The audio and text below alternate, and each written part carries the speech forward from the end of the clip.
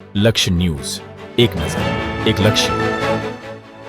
રાહમાં કાચા રસ્તા પરનું દબાણ દૂર કરવા તંત્રની કાર્યવાહી. રાહગામમાં કાચા જાહેર રસ્તા પર થયેલા ગેરકાયદેસર દબાણને દૂર કરવા માટે ગ્રામ પંચાયત અને સ્થાનિક તંત્ર દ્વારા કાર્યવાહી કરવામાં આવી હતી.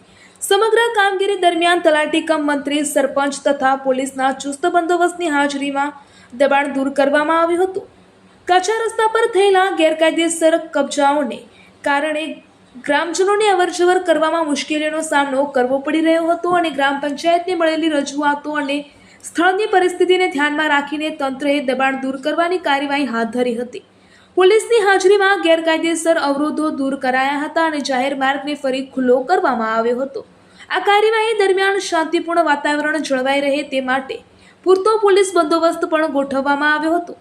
તંત્ર દ્વારા ગ્રામજનોને અપીલ કરવામાં આવી હતી કે જાહેર રસ્તાઓ પર કોઈપણ પ્રકારનું ગેરકાયદેસર દબાણ ન કરવામાં આવે.